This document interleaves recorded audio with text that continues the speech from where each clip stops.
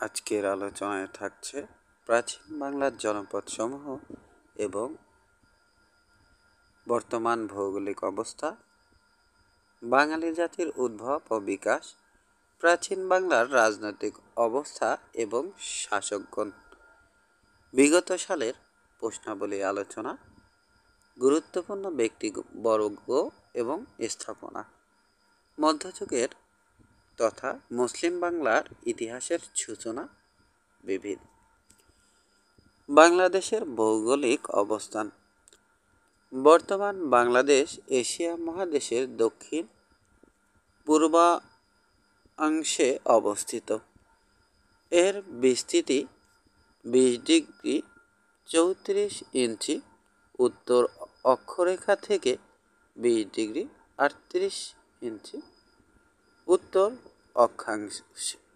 অক্ষরেখা এবং 88 ডিগ্রি 01 ইঞ্চি পূর্ব দ্রাঘিমা রেখা থেকে 92 ডিগ্রি 41 ইঞ্চি পূর্ব দ্রাঘিমা রেখা পর্যন্ত। পৃথিবীর অন্যতম বৃহৎ এই বদ্বীপের মাঝামাঝি দিয়ে কর্কট ক্রান্তি রেখা চলে গেছে, ফলে দেশটি ক্রান্তীয় অঞ্চলে অবস্থিত।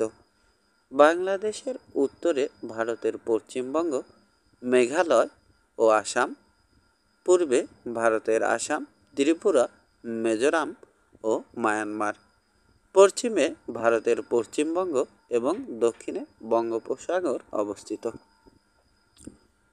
বর্তমানে আয়তন 1,47,570 বর্গ কিমি। সর্বমোট সীমান্ত দৈর্ঘ্য 5,138 কিমি। স্থল সীমান্ত 4,427 কিমি। ভারতের সাথে 4,156 কিমি, মিয়ানমারের সাথে 271 কিমি। উপকূলীয় সীমান্ত 7,011 কিমি। রাজনৈতিক সমুদ্র সীমা 12 নটিক্যাল মাইল এবং অর্থনৈতিক সমুদ্র সীমা 200 নটিক্যাল মাইল। 1 নটিক্যাল মাইল সমান 1,852 কিমি। 1.852 কিমি। সীমান্তবর্তী জেলা 32টি। ভারত 30টি, মিয়ানমার 3টি জেলা। বাংলাদেশ ও উপমহাদেশের ইতিহাস। প্রাচীন জনপদ। প্রাচীন বাংলার ইতিহাস অনেক পুরাতন ও সমৃদ্ধ। বাংলার ইতিহাস 1757 সাল থেকে 1947 সাল পর্যন্ত একটি ভাগ সমাপ্ত হয়েছে। আবার ভারতবর্ষ বিভাজনের পর থেকে বর্তমান কাল পর্যন্ত সময়কাল বাংলার ইতিহাসের জন্য অতি গুরুত্বপূর্ণ একটি অধ্যায়। আজকের আলোচনায় থাকছে আসন্ন থানা বা উপজেলা সহকারী শিক্ষা অফিসার নিয়োগ পরীক্ষায় কমন উপযোগী এই অধ্যায় থেকে বাঙালি জাতির উদ্ভব ও বিকাশ, বাংলাদেশের ভৌগোলিক অবস্থান, প্রাচীন বাংলার জনপদ সমূহের বর্তমান অবস্থান, বিভিন্ন শাসন, বাংলাদেশের গুরুত্বপূর্ণ স্থাপনা ও ব্যক্তিদের নিয়ে আলোচনা। বাঙালি জাতির উদ্ভব ও বিকাশ ও প্রাচীন বাংলার ইতিহাস। বাংলার প্রাচীন জনগোষ্ঠীকে 2 ভাগে ভাগ করা যায়। প্রাক আর্য, এক প্রাকার্য বা অনার্য জনগোষ্ঠী। 2 আর্য জনগোষ্ঠী। আবার প্রাকার্য বা অনার্য জাতি 4টি শাখায় বিভক্ত ছিল। শাখাগুলো হলো নেগ্রিটো, অস্টিক, দ্রাবিড়, ভোটচীনীয় বা মঙ্গোলীয়। আর্য জাতির আদি নিবাস ছিল ইরানে, মতান্তরে ইউরাল পর্বতের দক্ষিণে, যেটার বর্তমান অবস্থান এশিয়া, ইরানে। আর্যরা সনাতন ধর্মাবলম্বী ছিল এবং তাদের ধর্মগ্রন্থের নাম বেদ। ধারণা করা হয় খ্রিস্টীয় প্রথম শতকে বা তার পূর্বে আর্যরা বাংলা অঞ্চলে আসতে শুরু করে। প্রাচীন বাংলায় আর্যদের আগমনের পূর্ব পর্যন্ত অনার্যদের বসতি ছিল। তাই প্রাক আর্য বা অনার্য জনগোষ্ঠী বাঙালি জাতির আদি পুরুষ। অনার্য জনগোষ্ঠীর উৎপত্তি হয় নেগ্রিটো, অস্টিক, দ্রাবিড় ও মঙ্গোলীয় বা ভর্চিনীয় জনগোষ্ঠীর মিশ্রণে। নেগ্রিটোরা এদেশের প্রাচীন জনগোষ্ঠী। সুন্দরবন অঞ্চল, যশোর ও ময়মনসিংহ জেলায় নেগ্রিটো জনগোষ্ঠীর প্রভাব লক্ষ্য করা যায়। বাঙালি জাতির উৎপত্তি। নেগ্রিটো, অস্টিক, দ্রাবিড়, ভর্চিনীয় বা মঙ্গোলীয় থেকে প্রাক আর্য বা অনার্য। আর্য বাঙালি জাতি। নৃতাত্ত্বিকদের ধারণা অস্টিক গোষ্ঠী থেকে বাঙালি জাতির প্রধান অংশ গড়ে উঠেছে। এরা প্রায় ৬,০০০ বছর আগে অস্ট্রেলিয়া ও ইন্দোনেশিয়া থেকে এ দেশে এসেছে। আগমনের সময় ইন্দোচীন, ভিয়েতনাম, কম্বোডিয়া ও লাওস এই তিনটি দেশকে একত্রে ইন্দোচীন বলা হয়। আগমনের সময় ইন্দোচীন হয়ে আসে। এরাই সর্বপ্রথম এদেশে কৃষিকাজ শুরু করেছে। কুড়ি, ঠোঁট, করাত বা দা, বেগুন, লাউ, লেবু, কলা, লাঙ্গল প্রভৃতি বাংলা ভাষার অসংখ্য শব্দ অস্টিক ভাষা থেকে এসেছে। সিন্ধু সভ্যতার স্রষ্টা দ্রাবিড় জনগোষ্ঠী মূলত ভূমধ্যসাগরীয় অঞ্চল থেকে প্রায় ৪,০০০ বছর আগে এদেশে আগমন করে। এরা ভারতের সিন্ধু নদের তীরে সিন্ধু সভ্যতা গড়ে তোলে। সিন্ধু সভ্যতা আবিষ্কৃত হয় ১৯২১ সালে এবং আবিষ্কারক হলেন রাখাল দাস বন্দ্যোপাধ্যায়। বাংলাদেশের সিলেট জেলায় অধিকাংশ দ্রাবিড় বাস করে। মঙ্গোলীয়রা ইন্দোচীন বা তিব্বত অঞ্চল হতে এদেশে আগমন করে। বাংলাদেশের উপজাতিদের মধ্যে গারো, চাকমা, মণিপুরী, খাসিয়া, হাজং প্রভৃতি মঙ্গোলীয় জনগোষ্ঠীর অন্তর্গত। আর্য শব্দের অর্থ সৎ বংশজাত ব্যক্তি। আর্যরা প্রায় ২,০০০ বছর আগে ইরান ও রাশিয়ার ইউরাল পর্বতমালা ও ককেশাস পর্বতমালার দক্ষিণে তৃণভূমি অঞ্চল থেকে এদেশে আগমন করে। এরা এদেশে আগমনের সময় আফগানিস্তান ও পাকিস্তানের মধ্যে অবস্থিত খাইবার গিরিপথ ব্যবহার করে। আর্যরা সনাতন ধর্মাবলম্বী ছিল। তাদের ধর্মগ্রন্থের নাম ছিল বেদ। বেদ থেকে ঋদের সৃষ্টি হয়েছে। প্রাচীন বাংলার জনপদ। জনপদ দ্বারা মূলত ভৌগোলিক পরিবেশ একদিকে যেমন প্রাকৃতিক পরিবর্তনের সাথে সাথে পরিবর্তিত হয়েছে, ঠিক একইভাবে রাজনৈতিক ক্ষমতা বিস্তার বা হ্রাসের মাধ্যমে জনপদগুলোর আয়তনও পরিবর্তিত হয়েছে। প্রাচীন বাংলার ইতিহাসে এসব পৃথক পৃথক অংশগুলো এক কথায় জনপদ নামে পরিচিত লাভ করে। জন বা জনগোষ্ঠীর অবস্থান বোঝাতে ব্যবহৃত হয় এই শব্দটি।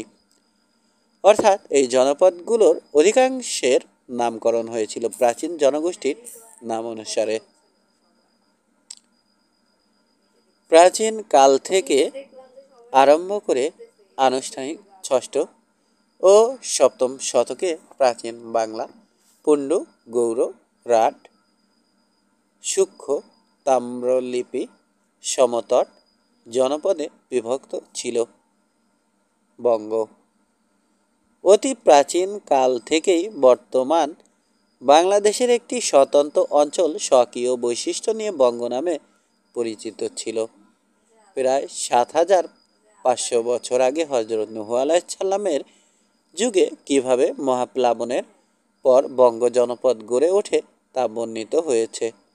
এ উপমহাদেশে আর্যদের আগমনের বহু পূর্ব থেকেই বঙ্গ জনপদ বা রাজ্য প্রতিষ্ঠিত এবং বঙ্গ নাম থেকেই পরবর্তীতে বাংলা এবং বাংলা থেকে বাংলাদেশ নামকরণ করা হয়েছে।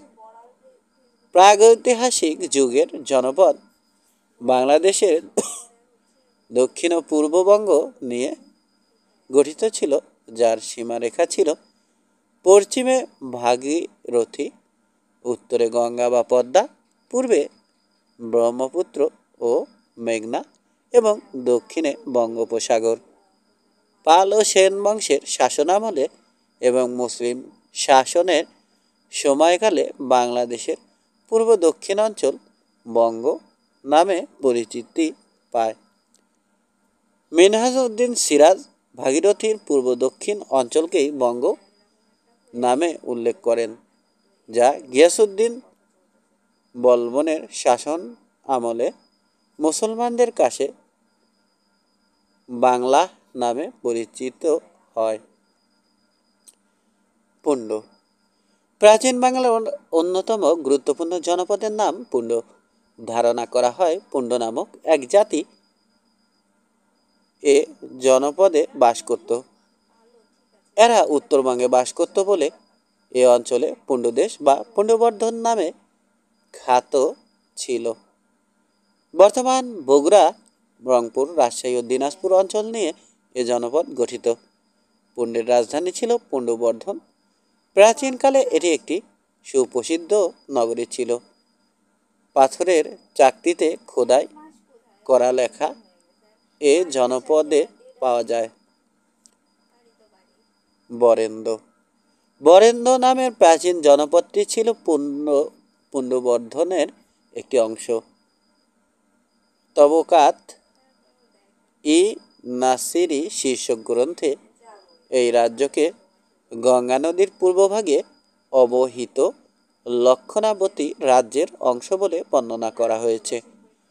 সুভাষ মুখোপাধ্যায় তার বাংলার প্রাচীন জনপদ নামক প্রবন্ধে লিখেছেন, বরেন্দ্র বা বরেন্দ্রী ছিল বর্তমান বগুড়া, দিনাজপুর ও রাজশাহী জেলা এবং সম্ভবত পাবনা জেলার বুক জুড়ে। পাল আমলে দ্বিতীয় মহিপালের রাজত্বকালে দিব্যকের নেতৃত্বে কৈবত্যরা বরেন্দ্র বিদ্রোহ করে মহিপালকে পরাজিত ও নিহত করে তারা স্বাধীন রাজত্ব কায়েম করে। বেশ কয়েকটি লিপি প্রমাণে একথা বলা যায় যে বরেন্দ্র পুণ্ডবর্ধনেরই অংশবিশেষ। গঙ্গার উত্তরে করতোয়ার, দক্ষিণের ও বরেন্দ্রভূমি প্রাচীনকালে পাল রাজাদের জনকভূ নামে পরিচিত ছিল। সমতট সমতট বর্তমান বাংলাদেশের পূর্বাঞ্চলের জনপদ। এটি প্রাচীন বাংলার একটি সুপরিচিত অঞ্চল। এই সমতটের অবস্থান ও সীমা একাধিকবার কিছু পরিবর্তিত হলেও বঙ্গের পূর্বাঞ্চল ও কামরূপের দক্ষিণ অঞ্চলই সমতট নামে পরিচিত। পর্যটক হিউয়েন সাংয়ের মতানুসারে এ সমতট কামরূপ থেকে প্রায় 250 থেকে 260 মাইল দক্ষিণের জনপদ, যার ভূমি নিম্ন, আবাদযোগ্য, উর্বর ও জলবায়ু স্বাস্থ্যকর। বাংলাদেশের উত্তর দক্ষিণে প্রবাহিত মেঘনা নদীর পূর্ব দিকে অবস্থিত বর্তমান কুমিল্লা ও নোয়াখালী অঞ্চলকেই সমতট বলে মনে করা হয়। প্রাচীন কালের পুঁথি পুস্তকেও কামরূপের দক্ষিণের এ সমতটের উল্লেখ পাওয়া যায়। গঙ্গা ভাগীরথীর পূর্ব তীর থেকে শুরু করে মেঘনার মোহনা পর্যন্ত বঙ্গোপসাগর ছুঁয়ে থাকা ভূখণ্ডই সমতট। প্রভাতাংশু মাইতি বলেছেন যে মেঘনা নদীর পূর্বে চট্টগ্রাম বিভাগের অঞ্চলই প্রাচীন সমতট রাজ্য হরিকেল। বাংলার প্রাচীন জনপদ বা বর্তমান বাংলাদেশের আরেকটি অঞ্চলের নাম হরিকেল বা প্রাচীনকালীন অবস্থান ছিল বঙ্গ ও সমতটের নিকটবর্তী এলাকায়। রাজ্য শাসকদের রাজ্য ও প্রভাব প্রতিপত্তির সাথে সাথে বঙ্গেও এ বিশেষ এলাকাটি হরিকেল নামে পরিচিতি পায়। সপ্তম শতকের বর্তমান কুমিল্লা ও নোয়াখালীর দক্ষিণ পূর্বের এলাকায় হরিকেল নামে পরিচিত। আবার কারো কারো মতে বৃহত্তর সিলেট ও চট্টগ্রাম এলাকাও এর অন্তর্ভুক্ত ছিল। আনুমানিক খ্রিস্টীয় পঞ্চদশ শতাব্দীর দুটি পুঁথিতে হরিকেল সিলেটের প্রাচীন জনপদ বলে উল্লেখ করার তথ্য পাওয়া যায়। গৌর ধারণা করা হয় বর্তমান পশ্চিমবঙ্গের মালদহ, মুর্শিদাবাদ ও নদিয়া জেলার দক্ষিণাংশ প্রাচীনকালে গৌর নামে পরিচিত ছিল। ভবিষ্য পুরাণে গৌড়ের স্থলে দেখানো হয়েছে আধুনিক বর্ধমানের উত্তরে, পদ্মার দক্ষিণে। পাল রাজাদের আমলে গৌড়ের নাম চারদিকে ছড়িয়ে পড়ে। রাত জৈন গ্রন্থে আচারঙ্গ সূত্রে সর্বপ্রথম রাত জনপদের উল্লেখ পাওয়া যায়। এখানকার লোকজন ছিল কিছুটা নিষ্ঠুর ও বর্বর প্রকৃতির। কটিবর্ষ ছিল রাদের রাজধানী। জ্ঞানপদ জনপদটি দুটি ভাগে বিভক্ত ছিল, যথা ক সূক্ষ্মভূমি, খ বজ্রভূমি, চক্রদ্বীপ। এ প্রাচীন জনপদটি বালেশ্বর ও মেঘনার মধ্যবর্তী স্থানে অবস্থিত ছিল। আবুল ফজলের আইনি আকবরী গ্রন্থ মতে বাকলা পরগনার বাকলা বর্তমান বৃহত্তর বরিশাল, আর চন্দ্রদ্বীপ একই জায়গার নাম বিক্রমপুর। দক্ষিণ ও দক্ষিণ পূর্ব বাংলার একটি বিখ্যাত নগরীর নাম বিক্রমপুর। এ নামে একটি সুপ্রসিদ্ধ পরগনা এখনও মুন্সিগঞ্জে বিদ্যমান। এটি ছিল সেন রাজাদের দ্বিতীয় রাজধানী। পাহাড়পুর খ্রিস্টীয় ও অষ্টম শতকে পাল রাজাদের রাজধানী হিসেবে পরিচিত পাহাড়পুর বর্তমান নওগাঁ জেলায় অবস্থিত। এখানকার সোমপুর বিহার সমগ্র উপমহাদেশের সবচেয়ে বড় বৌদ্ধবিহার, যা রাজা ধর্মপাল নির্মাণ করেন। গঙ্গারি ডাই গ্রিক বীর আলেকজান্ডার খ্রিস্টপূর্ব 326 থেকে 327 অব্দে ভারতবর্ষে আক্রমণ করেন। তার সময়ে বাংলায় গঙ্গারিডি বা গঙ্গারিডাই নামে একটি শক্তিশালী জনপদের উপস্থিতির উল্লেখ পাওয়া যায়। পদ্মা ও ভাগীরথী নদীর মধ্যবর্তী স্থানে গঙ্গারিডি রাজ্যের অবস্থান ছিল। আলেকজান্ডার কর্তৃক ভারত আক্রমণের সময় প্রাসীয় ওর নামে আরেকটি রাজ্যেরও অস্তিত্ব ছিল। রোমান মানচিত্র বিশারদ টলেমি মনে করেন গঙ্গারিডাই রাজ্যের রাজধানী ছিল গাঙ্গে শহরে 146 ডিগ্রি দ্রাঘিমাংশ ও 19 ডিগ্রি 15 ফুট অক্ষাংশ। গঙ্গার 5টি প্রবাহের কোনোটির নামই তিনি বলেননি। অন্তর্ভুক্ত সব এলাকায় এ রাজ্যাধীন। ব্রতীন্দ্রনাথ মুখার্জি তার coins and currency system of the early Bengal গ্রন্থে দেখান যে টলেমির অনুমান ও বর্তমানে গঙ্গার দুটি শাখা পদ্মা ও ভাগীরথী বাহিত অঞ্চল প্রায় কাছাকাছি পরিমাপের। Amitabha Bhattacharya historical geography of the early medieval Bengal গ্রন্থে আরও সুনির্দিষ্ট করে ভারতের পশ্চিমবঙ্গের তমলুক থেকে বাংলাদেশের চট্টগ্রামের কাছে যথাক্রমে গঙ্গার সর্বপশ্চিম এবং সর্বপূর্ব স্রোত ধারাকে চিহ্নিত করেছেন। এ দুটি স্থানের মধ্যবর্তী দূরত্ব ঠিক 3 ডিগ্রি 87 ডিগ্রি 53 ফুট থেকে 91 ডিগ্রি 53 ফুট। সম্প্রতি গবেষণায় দেখা গিয়েছে প্রাসি প্রাসি ও গঙ্গারিডাই গঙ্গা হৃদয় অঞ্চলটি নিম্ন গাঙ্গেয় সমভূমিতে অবস্থিত এবং এদের রাজাদের এত বেশি সামরিক শক্তি ছিল যে আলেকজান্ডারের সৈন্যরা উপমহাদেশের উত্তর পশ্চিম অংশ থেকে পূর্ব দিকে অগ্রসর হতে অস্বীকার করেছিল। প্রাসই বা প্রাসি ও গঙ্গার হৃদয় ছিল পাশাপাশি অঞ্চল এবং গঙ্গার একটি প্রবাহ গঙ্গা হৃদয় রাষ্ট্রের পূর্ব দিকে সীমানা তৈরি করেছিল। গঙ্গার শেষ অংশটি গঙ্গা হৃদয় রাজ্যের মধ্য দিয়ে প্রবাহমান ছিল। টলেমি গঙ্গার দুটি শাখার মধ্যবর্তী এলাকাকে গঙ্গা হৃদয়ে রাজ্য হিসেবে চিহ্নিত করেন, অর্থাৎ বঙ্গোপসাগরের উত্তর পশ্চিম তমলুক ও উত্তর পূর্বে চট্টগ্রামের মধ্যবর্তী অঞ্চল। প্রাচীর রাজধানী পলিব্রথা ছিল বিশাল, সম্পদশালী এবং অত্যন্ত সুরক্ষিত একটি শহর। এটি গঙ্গা ও অন্য একটি নদীর, যার নাম বলা হয়নি, মোহনায় অবস্থিত। সম্ভবত এটি ছিল যমুনা নদী এবং প্রাচীন প্রয়াগ তথা বর্তমান এলাহাবাদের কাছেই এদের সংযোগস্থল।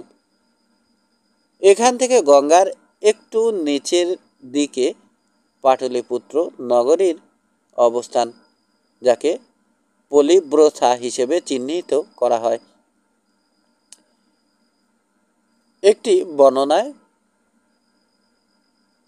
প্রাঙ্গই বা প্রাচীর শাসকের নাম বলা হয়েছে সান্ড্রোকোটাস বা চন্দ্রগুপ্ত, যাকে তার রাজধানীর নাম অনুসারে পলিব্রথাস নামেও ডাকা হতো। বাংলার আদি পর্ব শিরোনাম গ্রন্থ অধ্যায় পৃষ্ঠা 482।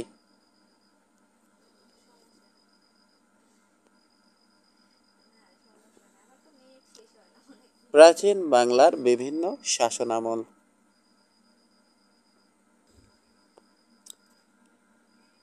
বাংলার মৌর্য যুগ। ভারতীয় উপমহাদেশের প্রথম সাম্রাজ্যের নাম মৌর্য সাম্রাজ্য। প্রাচীন ভারতের স্বর্ণযুগ হিসেবে পরিচিত মৌর্য যুগ। মৌর্য যুগ গুপ্তচরকে সঞ্চারা নামে ডাকা হতো।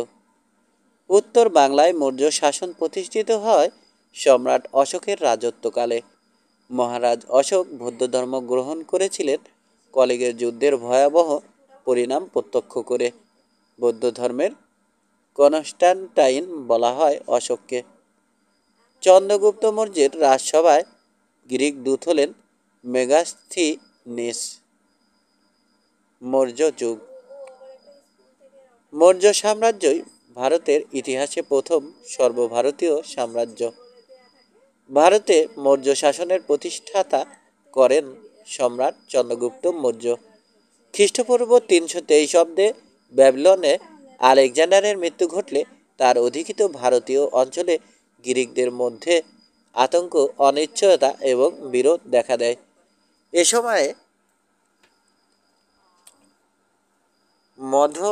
মগধে নন্দ বংশীয় সম্রাট ধননন্দ রাজত্ব করছিলেন। তিনি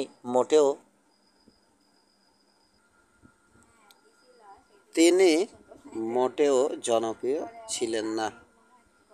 এ অবস্থায় চন্দ্রগুপ্ত মৌর্য মগধের সিংহাসন দখল করেন এবং উত্তর পশ্চিম ভারত থেকে গ্রিকদের বিতাড়িত করে ভারতে এক বিশাল সাম্রাজ্য প্রতিষ্ঠা করেন চন্দ্রগুপ্ত মৌর্য। প্রতিষ্ঠিত সাম্রাজ্য ইতিহাসে মৌর্য সাম্রাজ্য নামে বিখ্যাত। মৌর্য সম্রাটরা বহু বিভক্ত ভারতকে ঐক্যবদ্ধ করে এক বিশাল সাম্রাজ্য প্রতিষ্ঠিত করেছিলেন। এ বংশের দুজন সম্রাট চন্দ্রগুপ্ত মৌর্য ও অশোক বিশ্বব্যাপী খ্যাতি অর্জন করেছিলেন। উত্তর বাংলা প্রথম মৌর্য শাসনের অধীনে আসে তৃতীয় মৌর্য সম্রাট অশোকের খ্রিস্টপূর্ব 269 খ্রিস্টাব্দ থেকে খ্রিস্টপূর্ব 232 সময়। মৌর্য সাম্রাজ্যের পর গুপ্ত আমলে পুণ্ড্রনগর বাংলার রাজধানী ছিল। পুণ্ড্রনগর ছিল প্রাচীন বাংলার সবচেয়ে সমৃদ্ধ জনপদ। এখানে প্রাপ্ত শিলালিপি বাংলাদেশের সবচেয়ে পুরনো বলে স্বীকৃত। বৃহদন্ত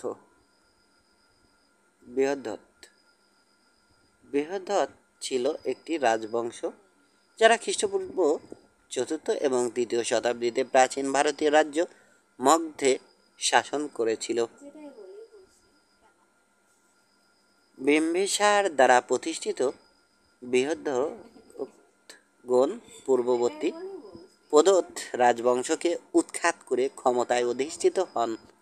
তারা বিম্বিসার, অজাতশত্রু এবং মহাপদ্ম নন্দের মতো শাসকদের মগধের ইতিহাসে স্থায়ী প্রভাব রেখে প্রাচীন ভারতের রাজনৈতিক, সাংস্কৃতিক এবং ধর্মীয় ল্যান্ডস্কেপ গঠনে গুরুত্বপূর্ণ ভূমিকা পালন করেছিল। বৃহদত্তের রাজত্ব আঞ্চলিক সম্প্রসারণ, বৌদ্ধ ধর্মের পৃষ্ঠপোষকতা এবং মৌর্য সাম্রাজ্যের শেষ রূপান্তর প্রত্যক্ষ করেছিল, যা ভারতীয় ইতিহাসে একটি পরিবর্তনশীল সময়কে চিহ্নিত করে। সম্রাট অশোক ভারতের মৌর্য সাম্রাজ্যের তৃতীয় শাসক ছিলেন। খ্রিস্টপূর্ব 273 অব্দে তিনি সিংহাসনে বসেন। এর 13 বছর পর খ্রিস্টপূর্ব 261 অব্দে অশোক পার্শ্ববর্তী কলিঙ্গ রাজ্য আক্রমণ করেন। ভয়াবহ কলিঙ্গ যুদ্ধে সাধারণ মানুষ সহ প্রায় লক্ষাধিক মানুষ মারা যায়। এ ভয়াবহতা সম্রাট অশোকের মনে গভীর প্রভাব ফেলে। এতে করে তিনি বৌদ্ধ ধর্ম গ্রহণ করেন এবং যুদ্ধ পরিহার করে সৌহার্দ্য ও সম্প্রীতির নীতি গ্রহণ করেন। তিনি ঘোষণা করেন, সব মানুষই আমার সন্তান। সম্রাট অশোক খ্রিস্টপূর্ব 273 অব্দ থেকে খ্রিস্টপূর্ব 232 অব্দ পর্যন্ত রাজত্ব করেন। উৎস: ইতিহাস, প্রথম পত্র, চাতক চেনি, বাংলাদেশ উন্মুক্ত বিশ্ববিদ্যালয়।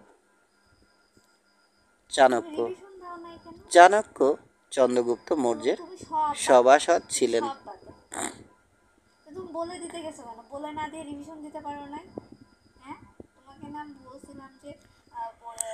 সম্রাট চন্দ্রগুপ্ত মৌর্যের প্রধানমন্ত্রী কুটিল্য, যিনি অতি বুদ্ধিমান চাণক্য বা সম্রাটের প্রাথমিক জীবনে শিক্ষক বিষ্ণুগুপ্ত বলেও পরিচিত।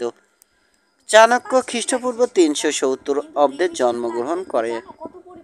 রাষ্ট্রবিজ্ঞান ও অর্থনীতির দিকপাল ও ভারতের ম্যাকিয়াভেলি হিসেবে পরিচিত ছিলেন। চন্দ্রগুপ্তের এবং বিন্দুসারের উপদেষ্টা হিসেবে নিযুক্ত ছিলেন। তার উল্লেখযোগ্য গ্রন্থ হল অর্থশাস্ত্র 15 খণ্ডে ও চাণক্য নীতি। তক্ষশিলা পাকিস্তানের পাঞ্জাব প্রদেশের রাওয়ালপিন্ডি জেলায় অবস্থিত শহর এবং একটি গুরুত্বপূর্ণ প্রত্নতাত্ত্বিক স্থান। প্রাচীন তক্ষশিলা নগরী ছিল হিন্দু ও বৌদ্ধ ধর্মের একটি গুরুত্বপূর্ণ কেন্দ্র এবং বর্তমান সময়েও উক্ত ধর্ম দুটির ঐতিহ্যে এ স্থানটির একটি ঐতিহাসিক ও ধর্মীয় গুরুত্ব রয়েছে। 1980 সালে বেশ কিছু এলাকাসহ তক্ষশিলাকে ইউনেস্কো বিশ্ব ঐতিহ্যবাহী স্থান হিসেবে ঘোষণা করা হয়। গার্ডিয়ান পত্রিকা 2006 সালে এটিকে পাকিস্তানের শীর্ষ পর্যটন স্থান হিসেবে নির্বাচিত করে। কথিত আছে, কৌটিল্য তার অর্থশাস্ত্র এই নগরেই রচনা করেছিলেন। মৌর্য শাসনামলে বাংলা। গ্রিক লেখকদের বিবরণ থেকে জানা যায় যে গ্রিক বীর আলেকজান্ডারের ভারত আক্রমণকালে বর্তমান বাংলাদেশ এলাকায় গঙ্গারিডই নামে সমৃদ্ধশালী রাজ্য ছিল। এ রাজ্যের রাজধানীর নাম ছিল গঙ্গা। এ সময়কালকে মৌর্য শাসনামল বলে ধারণা করা হয়। পণ্ডিতদের ধারণা হলো গঙ্গা হৃদয় ছিল বর্তমানকালের বাংলা। আর্যদের আগমনের আগেই বাংলায় মৌর্য বংশের শাসন প্রতিষ্ঠিত হয়েছিল। চন্দ্রগুপ্ত মৌর্য 321 খ্রিস্টপূর্বাব্দে ভারতে মৌর্য বংশের প্রতিষ্ঠা করেন। উত্তর বাংলায় মৌর্য শাসন প্রতিষ্ঠিত হয় রাজা অশোকের সময়ে 269 থেকে 273 খ্রিস্টপূর্বাব্দে 32 খ্রিস্টপূর্বাব্দে। বাংলা ছিল মৌর্যদের একটি প্রদেশ। এর রাজধানী ছিল প্রাচীন পুণ্ডনগর। মৌর্য শাসনামলে বাংলার রাজা খুবই প্রতাপশালী ছিলেন। তার বিশাল সামরিক বাহিনীতে 4000 সুসজ্জিত হাতি ছিল। কোনো কোনো ঐতিহাসিক মনে করেন বিশাল হস্তি বাহিনীর ও সুসজ্জিত সেনাবাহিনীর খবর শুনে গ্রিক বীর আলেকজান্ডার বাংলা আক্রমণের পরিকল্পনা বাতিল করেন। মৌর্য শাসনামলে বাংলা ছিল ঐশ্বর্যপূর্ণ রাজ্য। গঙ্গা হৃদয় বাংলার পূর্ব নাম। গঙ্গা হৃদয় রাজ্যের রাজধানীতে সূক্ষ্ম মসলিন কাপড় তৈরি হতো, যা সুদূর পশ্চিমা দেশে রপ্তানি হতো। মৌর্য শাসনামলে বাংলার সীমানা বিস্তৃত হয়। মৌর্য সম্রাট অশোকের সময় প্রাচীন পুণ্ডরাজ্য মৌর্য সাম্রাজ্যের অন্তর্ভুক্ত হয়। ফলে উত্তরবঙ্গের এ অঞ্চল তখন মৌর্য শাসনাধীন একটা প্রদেশে পরিণত হয়। গুপ্তযুগে বাংলা। গুপ্তযুগ সম্বন্ধে ঐতিহাসিকরা সুস্পষ্ট তথ্য প্রদান করতে পারেননি। আনুমানিক 320 খ্রিস্টাব্দে প্রথম চন্দ্রগুপ্ত পাটলিপুত্র এলাকা, বর্তমান পাটনায়, গুপ্ত সাম্রাজ্য প্রতিষ্ঠা করেন। ধারণা করা হয় গুপ্ত সাম্রাজ্য বর্তমান পাটনা এলাকায়, যার তৎকালীন নাম পাটলিপুত্র। তবে কোনো কোনো ঐতিহাসিক মনে করেন গুপ্ত বংশের আদি পুরুষেরা বাংলার পশ্চিমাংশে একটি ছোট রাজ্যের সামন্ত অধিপতি ছিলেন। পরবর্তীকালে সমগ্র বাংলায় গুপ্ত সাম্রাজ্যের অধীনস্থ হয়। গুপ্ত যুগে প্রশাসনের বিকেন্দ্রীকরণ করার মাধ্যমে শাসন করা হতো বলে জানা যায়। বাংলার উত্তরাংশ পুণ্ড্রবর্ধন ভুক্তি নামে একটি প্রদেশ অথবা প্রশাসনিক বিভাগ হিসেবে সংগঠিত হয়েছিল। গুপ্ত সম্রাটের নিযুক্ত একজন শাসনকর্তা দ্বারা এটি শাসিত হতো। 507 খ্রিস্টাব্দে মহারাজ বন্যগুপ্ত দক্ষিণ পূর্ব বাংলা বা সমতট শাসন করতেন। প্রথমে তিনি গুপ্ত সম্রাটের অধীনে একজন সামন্ত শাসনকর্তা ছিলেন। পরে সম্ভবত তিনি গুপ্ত সাম্রাজ্যের দুর্বলতার সুযোগে স্বাধীন স্বতন্ত্র রাজা হিসেবে নিজেকে প্রতিষ্ঠিত করেন। গুপ্ত যুগের শাসনামলে বাংলা অর্থনৈতিকভাবে সমৃদ্ধ ছিল।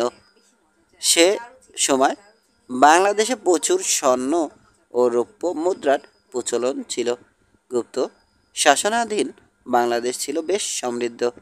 ঐতিহাসিকদের মতামত বিশ্লেষণ করলে বোঝা যায় প্রাচীন বাংলা সমৃদ্ধশালী ছিল। গৌড় শাসন। বাংলার প্রথম স্বাধীন ও সার্বভৌম রাজা শশাঙ্ক। তার উপাধি মহা সামন্ত। শশাঙ্কের রাজধানীর নাম ছিল কর্ণ সুবর্ণ। গৌড়।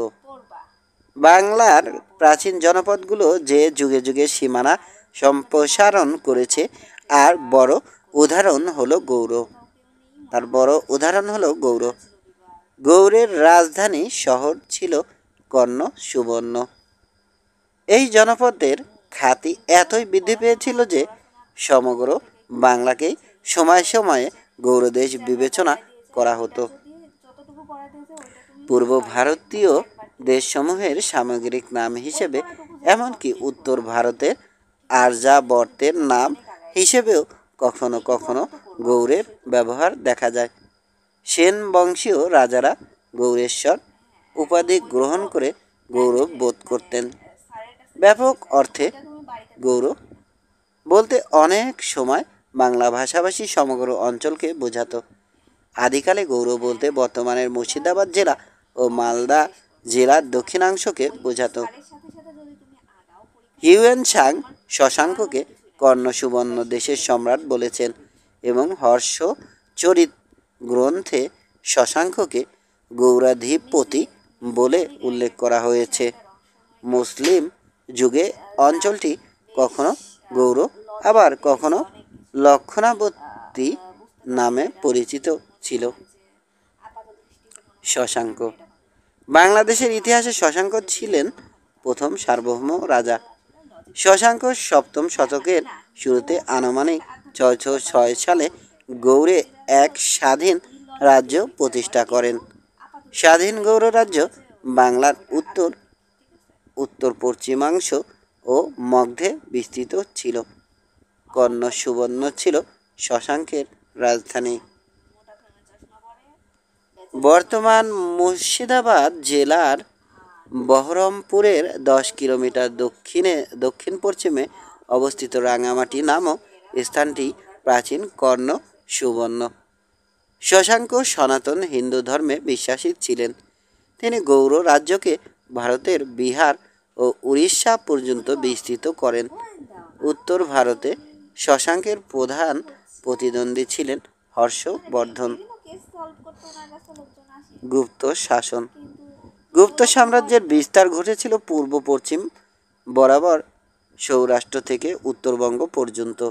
পক্ষান্তরে উত্তর দক্ষিণ দিকে ছিল হিমালয় থেকে নর্মদা নদী, অন্য দিকে আরব সাগর পর্যন্ত। এই বংশের পতন ঘটেছিল 510 খ্রিস্টাব্দের পরে। তবে ঠিক কোন সময়ে গুপ্ত রাজ্য সম্পূর্ণ বিলীন হয়েছিল তা জানা যায়নি। গুপ্ত সাম্রাজ্যের স্থানীয় প্রাদেশিক শাসক ও হুনদের আক্রমণে গুপ্ত সাম্রাজ্য বিলুপ্তির পথে এগিয়ে যায়। এর সাথে যুক্ত হয়েছিল যশোধর্মনের রাজ্য বিস্তার। এই বঙ্গদেশে দুটি স্বাধীন এবং শক্তিশালী রাজ্যের উদ্ভব ঘটে। এই রাজ্য দুটি হল গৌড় এবং বঙ্গ। গুপ্ত বংশের রাজাদের তালিকা। রাজার নাম চিরিগুপ্ত। সময়কাল 240 থেকে 280 খ্রিস্টাব্দ। ঘটোৎকচ। সময়কাল 280 থেকে 320 খ্রিস্টাব্দ। চন্দ্রগুপ্ত প্রথম 320 থেকে 325 খ্রিস্টাব্দ। সমুদ্রগুপ্ত 325 থেকে 380 খ্রিস্টাব্দ। রামগুপ্ত 380 থেকে 380 খ্রিস্টাব্দ। চন্দ্রগুপ্ত দ্বিতীয় 380 থেকে 413 খ্রিস্টাব্দ। কুমারগুপ্ত মহেন্দ্রাদিত্য 414 থেকে 455 খ্রিস্টাব্দ। পুরুগুপ্ত 415 থেকে 455 খ্রিস্টাব্দ। স্কন্দগুপ্ত 455 থেকে 467 খ্রিস্টাব্দ। পুরগুপ্ত দ্বিতীয় কুমারগুপ্ত বুধগুপ্ত ভানুগুপ্ত 467 আনুমানিক 510 খ্রিস্টাব্দ। গুপ্তদের রাজধানী ছিল পূর্ণনগর। ভারতের নেপোলিয়ন হিসেবে অভিহিত সমুদ্রগুপ্ত। সমগ্র বাংলা জয় করা হয় সমুদ্রগুপ্তের রাজত্বকালে। সমুদ্রগুপ্তের রাজত্বকালে সমতট ছিল করদ রাজ্য। গুপ্ত আমলের সবচেয়ে বড় বিভাগের নাম ছিল ভুক্তি। গুপ্ত যুগে প্রচলিত চতুরঙ্গ খেলার বর্তমান নাম দাবা। পরিব্রাজক ফাহিন যার শাসনামলে বাংলায় আসেন দ্বিতীয় চন্দ্রগুপ্ত। প্রাচীন ভারতের যে শাসকদের অপর নাম বিক্রমাদিত্য। দ্বিতীয় চন্দ্রগুপ্ত গুপ্ত বংশের তৃতীয় শাসক। গুপ্ত সাম্রাজ্য। ভারতে সাম্রাজ্যবাদী গুপ্তদের শাসন প্রতিষ্ঠিত হয় 320 খ্রিস্টাব্দে।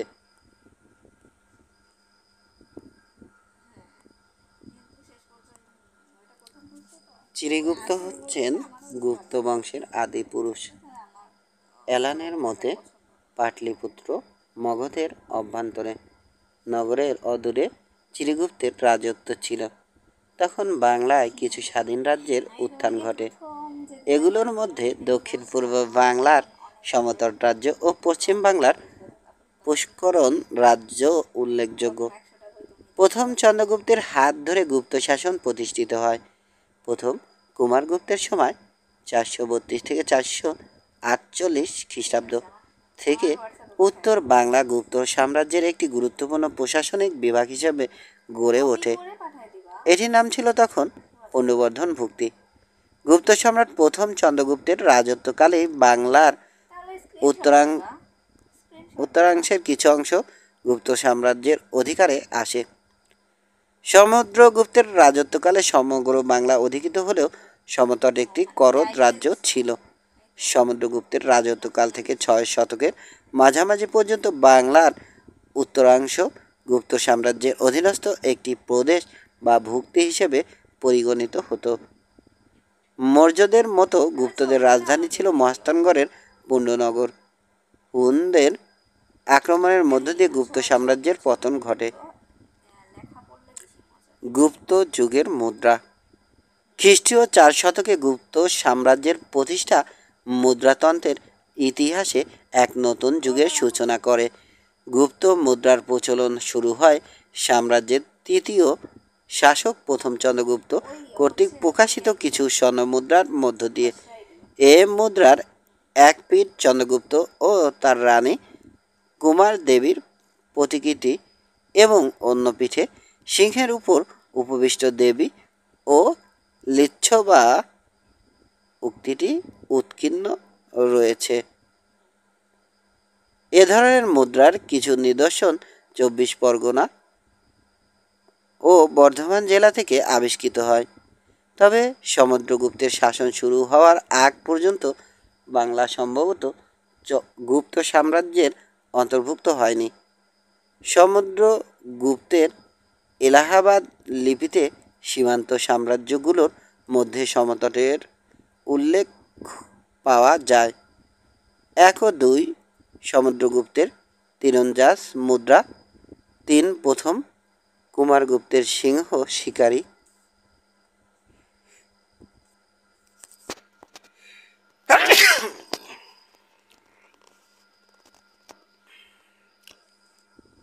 মুদ্রা এবং 4 দ্বিতীয় চন্দ্রগুপ্তের তীরন্দাজ মুদ্রা। সমুদ্রগুপ্ত 7 ধরনের স্বর্ণমুদ্রার প্রচলন করেন।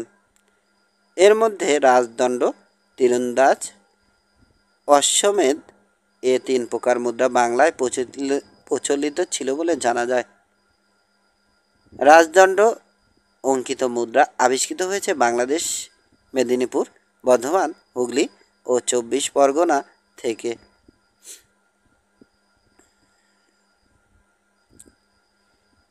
এতে উৎকীর্ণ হয়েছে দণ্ডায়মান দণ্ডধর রাজা হোমাগ্নিতে নৈবেদ্য প্রদান করছেন। অন্য পিঠে সিংহাসনে উপবিষ্ট দেবীর হাতে ছাগলের শিং ও পরাক্রম উক্তিটি উৎকীর্ণ। তীরন্দাজ মুদ্রা পাওয়া গেছে 24 পরগনা জেলা থেকে। এর একদিকে রয়েছে তীর ধনুক হাতে দণ্ডায়মান রাজা ও রাজার বাহুর নিচে উৎকীর্ণ হয়েছে সমুদ্র শব্দটি। এর অন্য দিক ছিল রাজদণ্ড মুদ্রার মতো, তবে এতে অপ্রতিরথ বা প্রতিদ্বন্দ্বীহীন যোদ্ধা উক্তিটি উৎকীর্ণ রয়েছে। অশ্বমেধ মুদ্রা আবিষ্কৃত হয় কুমিল্লা জেলা থেকে। এতে অঙ্কিত রয়েছে উড়ন্ত পতাকা সংবলিত জুভ কাষ্ঠের সামনে সাজসজ্জাবিহীন একটি অশ্ব। এর অন্য পিঠে রয়েছে সজ্জিত বর্ষার সামনে দণ্ডায়মান একজন নারী, যাকে প্রধান রানী বলে মনে করা হয়, এবং উৎকীর্ণ হয়েছে অশ্বমেধ পরাক্রম উক্তিটি। নারী মূর্তিটির ডান কাঁধের উপর রয়েছে একটি ঝাড়ু বা ব্রাশ। বাংলা থেকে সমুদ্রগুপ্তের যুদ্ধ কুঠার, বাঘ শিকারী, বীণা বাদক ও কচ মুদ্রার কোনো নিদর্শন পাওয়া যায়নি। রাজা দ্বিতীয় চন্দ্রগুপ্তের সময় বঙ্গগুপ্ত সাম্রাজ্যের অধিভুক্ত হয়েছিল। বঙ্গগুপ্ত সাম্রাজ্যের অধিভুক্ত হয়েছিল। তার শাসনকালে বাংলায় প্রচলিত দুই প্রকারের মুদ্রা সম্পর্কে অবহিত হওয়া যায়। রাজা প্রথম কুমারগুপ্তের মুদ্রার পরই দ্বিতীয় চন্দ্রগুপ্তের তীরন্দাজ মুদ্রা সর্বাধিক জনপ্রিয়তা লাভ করে। মাৎস্য ন্যায় পুকুরের বড় মাছ ছোট মাছকে ধরে গিলে ফেলার মতো বিশৃঙ্খল পরিস্থিতিকে বলা হয় মাৎস্যসানায়। ব্যাপ্তি সপ্তম শতকের মাঝামাঝি থেকে অষ্টম শতকের মাঝামাঝি পর্যন্ত প্রায় 100 বছর। মাছসানায় মাছসানায় বাংলার সপ্তম অষ্টম শতক সময়কালকে নির্দেশ করে। প্রাচীন বাংলার ইতিহাসে পাল রাজবংশ দীর্ঘকাল শাসন করেছে। পাল রাজারা বাংলা ও বিহার অঞ্চলে অষ্টম শতকের মাঝামাঝি থেকে প্রায় 400 বছর শাসন করেছেন। নৈরাজ্য ও চরম অরাজকতার হাত থেকে বাংলাকে রক্ষা করে গোপাল নামক এক উচ্চবর্গীয় ব্যক্তি এই রাজবংশের প্রতিষ্ঠা করেন। ধর্মপাল, দেবপাল, মহিপাল নামে অনেক পাল রাজারা বাংলা শাসন করেছেন। মাছসানায় ও গোপালের উত্থান বাংলার ইতিহাসে এই সময়টি মাছসানায় নামে খ্যাত। শশাঙ্কের পর সপ্তম শতকের মাঝামাঝি থেকে অষ্টম শতক পর্যন্ত বাংলায় বিরাজ করেছিল এবং অন্ধকার যুগ অরাজকতা এবং রাষ্ট্রহীনতার অবসান ঘটিয়ে বাংলায় প্রতিষ্ঠিত হয়েছিল পাল বংশের শাসন। 100 বছরের হানাহানির অবসান ঘটে যখন গোপাল রাজা হন।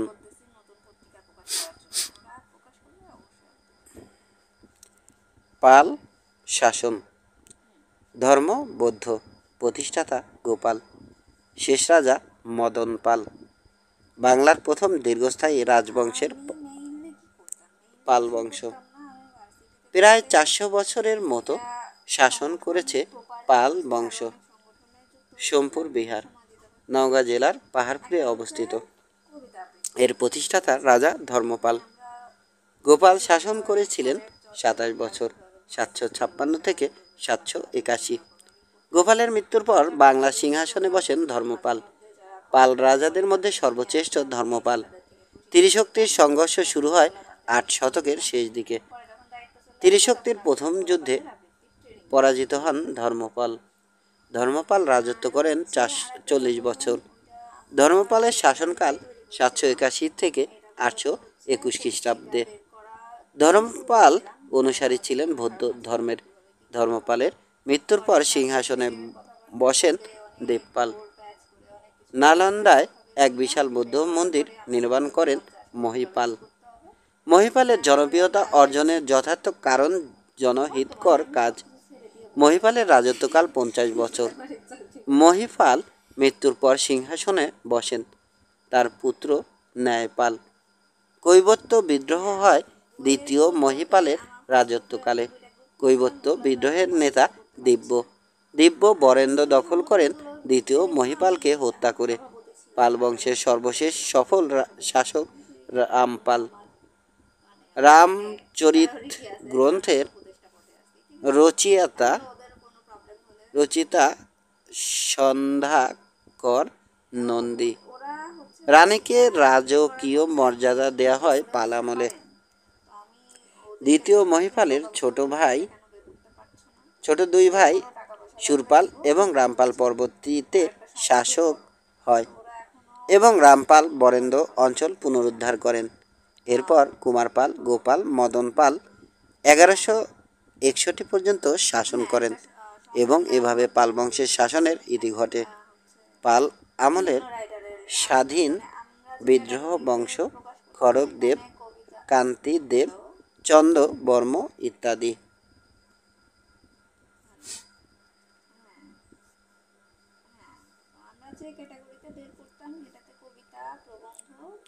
সেন শাসন। পাল বংশের পতনের পর 12 শতকের দ্বিতীয় ভাগে বাংলাদেশে সেন রাজবংশের সূচনা হয়। বাংলার সেন বংশের প্রতিষ্ঠাতা ছিলেন সামন্ত সেন। হেমন্ত সেনের মৃত্যুর পর তার পুত্র বিজয় সেন 1098 থেকে 1160 খ্রিস্টাব্দ সিংহাসনে আরোহণ করেন। তার এই সুদীর্ঘ রাজত্বকালেই সেন বংশের শাসন শক্তিশালী ভিত্তির উপর সুপ্রতিষ্ঠিত হয়েছিল। তিনি সম্ভবত সামন্ত রাজা হতে নিজেকে স্বাধীন রাজা রূপে প্রতিষ্ঠিত করেছিলেন। কৈবর্ত বিদ্রোহের সময় তিনি রামপালকে সাহায্য করেন।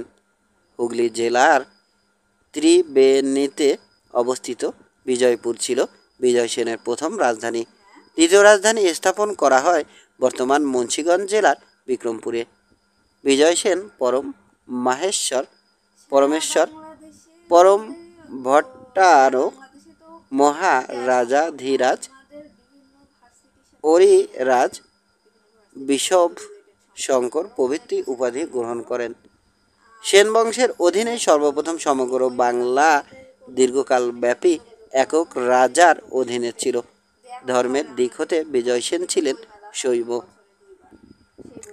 বিজয় সেনের পর সিংহাসনে আরোহণ করেন তার পুত্র বল্লাল সেন 1160 থেকে 1178 খ্রিস্টাব্দ। বল্লাল সেন অত্যন্ত সুপণ্ডিত ছিলেন। বিদ্যা ও বিজ্ঞানের প্রতি তার যথেষ্ট অনুরাগ ছিল। তিনি দানসাগর ও অদ্ভুত সাগর নামে দুটি গ্রন্থ রচনা করেন। বিজয় সেনের রাজত্বকাল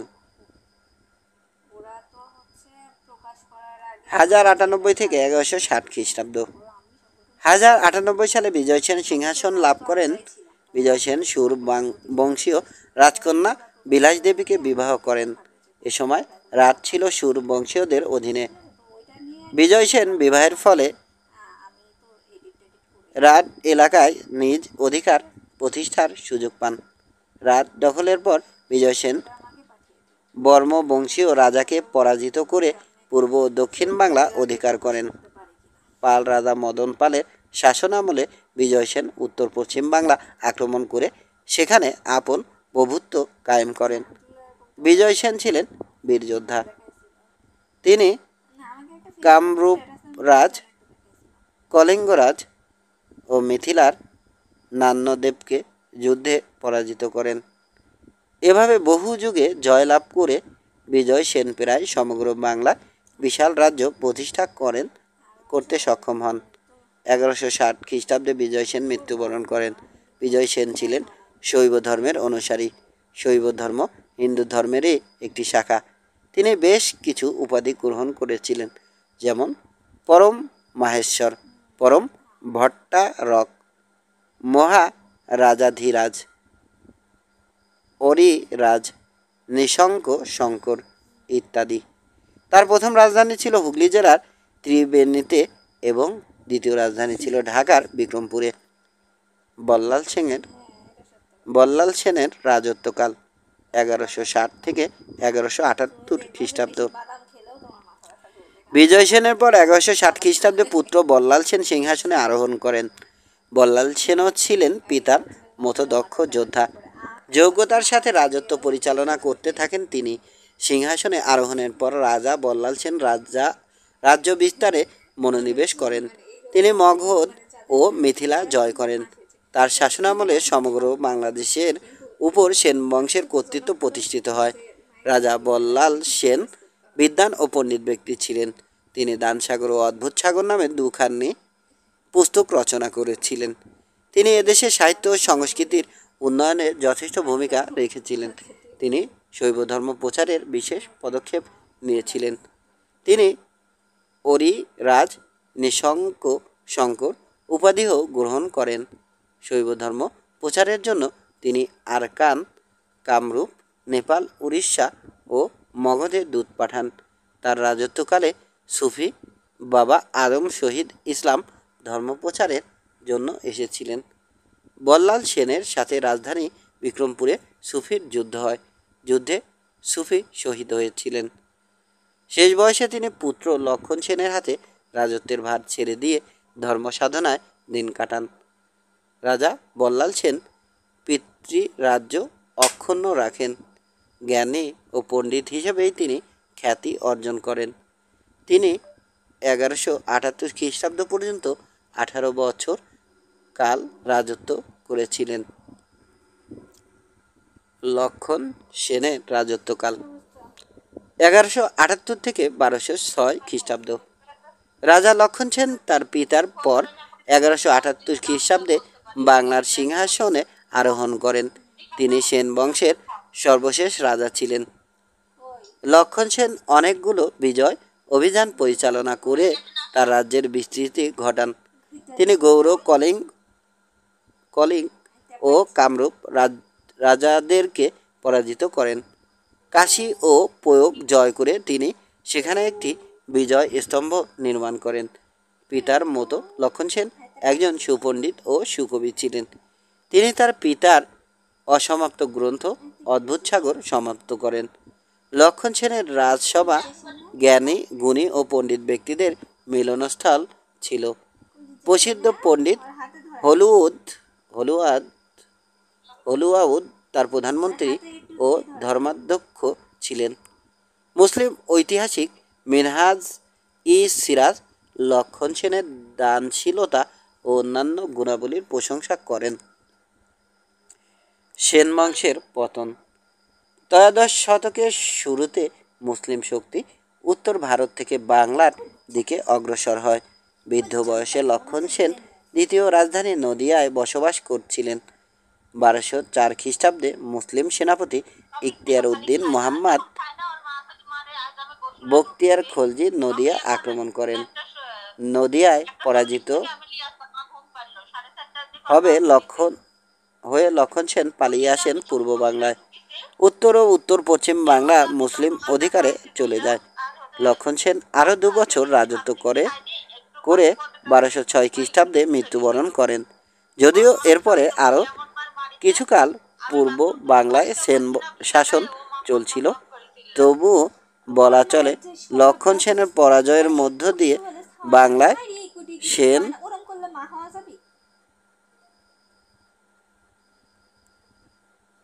শাসনের অবসান ঘটে।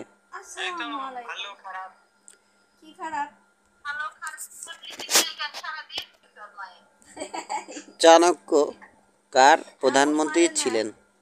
চন্দ্রগুপ্ত মৌর্য, প্রথম চন্দ্রগুপ্ত মৌর্য, দ্বিতীয় চন্দ্রগুপ্ত মৌর্য, সমুদ্রগুপ্ত। উত্তর চন্দ্রগুপ্ত মৌর্য। বাংলার প্রাচীন জনপদ হরিকেল এর বর্তমান নাম কি?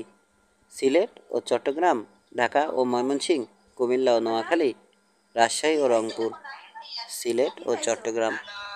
পাহাড়পুরের সোমপুর মহাবিহার বাংলার কোন শাসনামলের স্থাপত্য কীর্তির নিদর্শন? মৌর্য, পাল, গুপ্ত না চন্দ? পাল। শালবন বিহার কোন রাজবংশের কীর্তি? দেববংশ, রাজবংশ, পালবংশ, চন্দ্রবংশ? দেব। বর্তমান বৃহত্তম ঢাকা জেলা প্রাচীনকালে কোন জনপদের অন্তর্ভুক্ত ছিল? সমতট, পুন্ড, বঙ্গ না হরিকেল? বঙ্গ। পূর্ণনগর কোন জেলায় অবস্থিত? কুমিল্লা, নওগাঁ, বগুড়া না দিনাজপুর? বগুড়া। বাংলায় সর্বপ্রাচীন জনপদের নাম কি? সমতট, গৌড়, পুন্ড, রাত?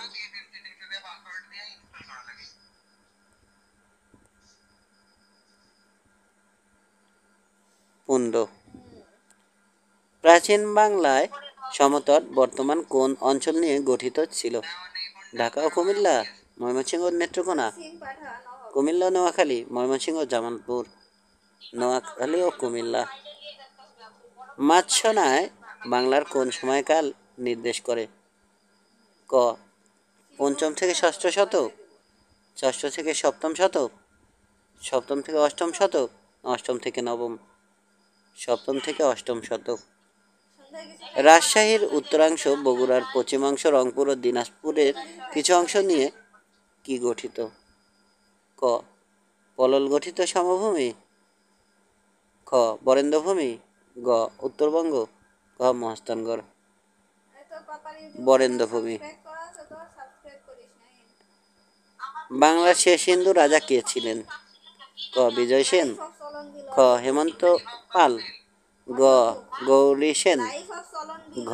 লক্ষণ সেন? উত্তর লক্ষণ সেন। কোন শাসকদের আমলে বাংলাভাষী অঞ্চল বাংলা নামে পরিচিত হয়ে ওঠে? ক মৌর্য, খ গুপ্ত, গ পাল, ঘ মুসলিম। মুসলিম। বর্তমানে বৃহত্তর বরিশাল ও ফরিদপুর এলাকা প্রাচীনকালে কোন জনপদের অন্তর্ভুক্ত ছিল? সমতট, পুণ্ড্রবর্ধন, রাঢ় না বঙ্গ? বঙ্গ। বাঙালি জাতির প্রধান অংশ কোন মূল জাতিগোষ্ঠীর অন্তর্ভুক্ত? ক দ্রাবিড়, খ নেগ্রিটো, গ ভোটচেন, ঘ অস্ট্রিক। অস্ট্রিক।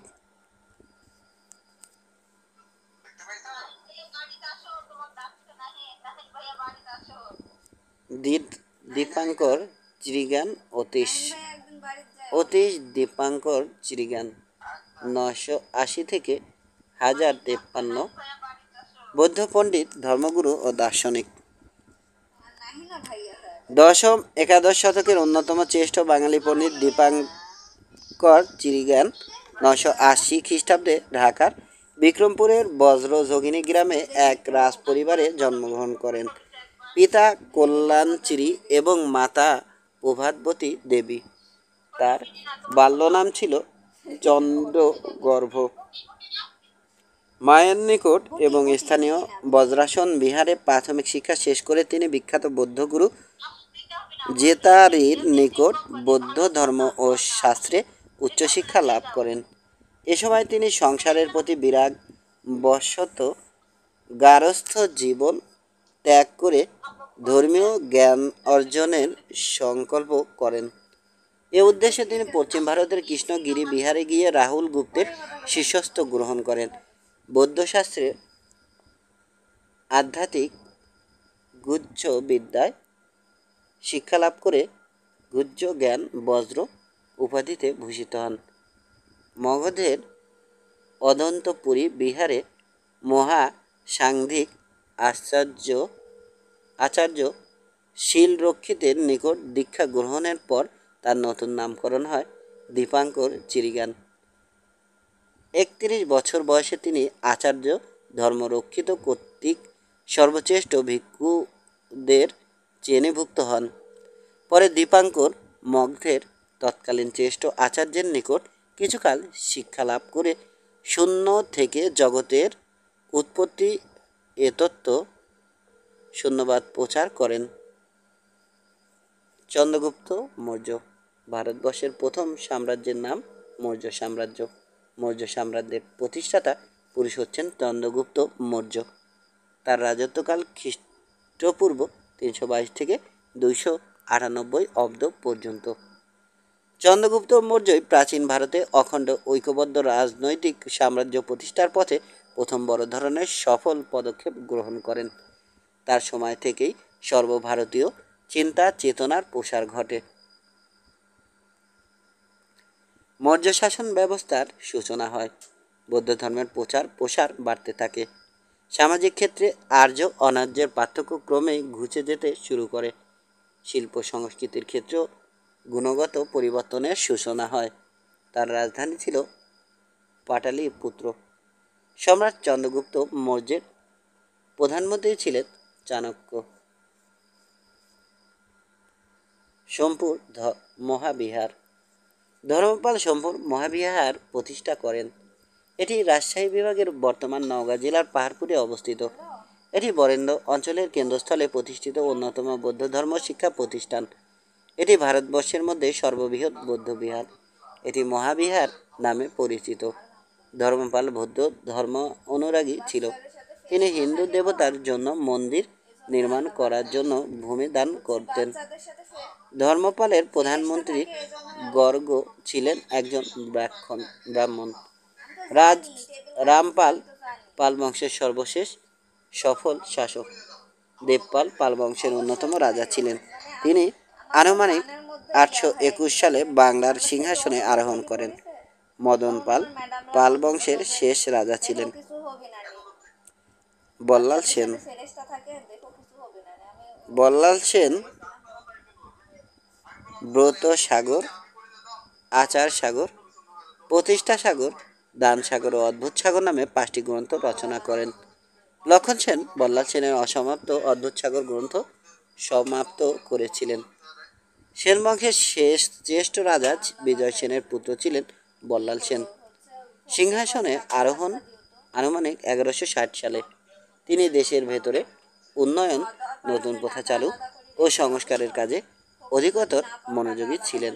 তিনি গোবিন্দ পালকে পরাজিত করে মগধের পূর্বাঞ্চল অধিকার করেন। বল্লাল সেন তার পিতার রাজত্বকালে মিথিলা জয় করেন। কলিন্য প্রথার প্রবর্তক রাজা টোডরমল। রাজা টোডরমল সম্রাট আকবরের অর্থমন্ত্রী ছিলেন। তিনি চাষের জমি সমূহকে 4 ভাগে ভাগ করেন, যথা পোলাজ জমি, এ সমস্ত জমি প্রতি বছর চাষ করা হতো। পরাউতি জমি, এ ধরনের জমি একবার চাষের পর উর্বরতা বৃদ্ধির জন্য কিছুদিন অনাবাদি রাখা হতো। চাচর জমি, এ সমস্ত জমি 3 বা 4 বছর পর পর চাষ করা হতো। বনজার জমি, এ ধরনের জমি 5 বছরের জন্য অনাবাদি থাকত। এই ভূমি রাজস্ব নীতি যাবতী বা টোডরমলের রাওতওয়ারি প্রথা নামে পরিচিত। তিনি আদায়কৃত রাজস্ব থেকে সুবাদারকে প্রয়োজনীয় অর্থ দেওয়ার পর উদ্বৃত্ত অর্থ কেন্দ্রীয় রাজকোষে প্রেরণ করতেন। ফাহিয়েন ফাহিয়েন প্রাচীন চৈনিক বৌদ্ধ তীর্থযাত্রী। তিনি মধ্য এশিয়া, ভারত ও শ্রীলঙ্কা ভ্রমণ করেন এবং তার ভ্রমণ বৃত্তান্ত লিপিবদ্ধ করেন। 399 খ্রিস্টাব্দে তিনি যখন ভারতের উদ্দেশ্যে যাত্রা শুরু করেন তখন তার বয়স সম্ভবত 64 বছর। তিনি 5ম শতকের সূচনায় বাংলায় আসেন। তিনি তার ভ্রমণের অধিকাংশ সময়ই মধ্য ভারত বা মগধ পরিভ্রমণ অতিবাহিত করেন। তার গন্তব্যস্থল ছিল সে সময়ের বিখ্যাত আন্তর্জাতিক বন্দর তাম্রলিপ্তি, বর্তমান পশ্চিমবঙ্গের মেদিনীপুর জেলার অন্তর্গত তমলুক। উল্লেখ্য, চীনা পরিব্রাজক ফাহিয়েন গুপ্ত সম্রাট 2য় চন্দ্রগুপ্তের শাসনকালে গৌতম বুদ্ধের স্মৃতি বিজড়িত স্থানগুলি পরিদর্শনের উদ্দেশ্যে ভারত অভিমুখে যাত্রা করেন। ফাহিয়েনের বর্ণনায় পাটলিপুত্র, তাম্রলিপ্তি, তক্ষশিলা, সারনাথ, মথুয়া, পেশোয়ার, কুশীলনগর সহ বেশ কিছু প্রসিদ্ধ স্থানের বিবরণ আছে। তার ভ্রমণ কাহিনী থেকে গুপ্তযুগীয় ভারতের আর্থসামাজিক, ধর্মীয় এবং পরোক্ষভাবে রাজনৈতিক অবস্থার কিছু চিত্র পাওয়া যায়, যা খুবই গুরুত্বপূর্ণ। ফাহিয়েন গুপ্ত শাসনের উচ্ছ্বসিত প্রশংসা করেন। প্রশ্নোত্তর: চাণক্য কার প্রধানমন্ত্রী ছিলেন? চন্দ্রগুপ্ত মৌর্য, প্রথম চন্দ্রগুপ্ত মৌর্য, দ্বিতীয় চন্দ্রগুপ্ত মৌর্য না সমুদ্রগুপ্ত? চন্দ্রগুপ্ত মৌর্য। বাংলার প্রাচীন জনপদ হরিকেলের বর্তমান নাম কি? সিলেট ও চট্টগ্রাম, ঢাকা ও ময়মনসিংহ, কুমিল্লা ও নোয়াখালী, রাজশাহী ও রংপুর। সিলেট ও চট্টগ্রাম। পাহাড়পুরের সোমপুর মহাবিহার বাংলার কোন শাসন আমলের স্থাপত্য কীর্তির নিদর্শন? মৌর্য, পাল, গুপ্ত না চন্দ? পাল। শালবন বিহার কোন রাজবংশের কীর্তি? দেব, রাজ, পাল না চন্দ? দেব। বর্তমান বৃহত্তম ঢাকা জেলা প্রাচীনকালে কোন জনপদের অন্তর্ভুক্ত ছিল? সমতট, পুণ্ড, বঙ্গ না হরিকেল? বঙ্গ। পুণ্ডনগর কোন জেলায় অবস্থিত? কুমিল্লা, নওগাঁ, বগুড়া না দিনাজপুর? বগুড়া। বাংলায় সর্বপ্রাচীন জনপদের নাম কি?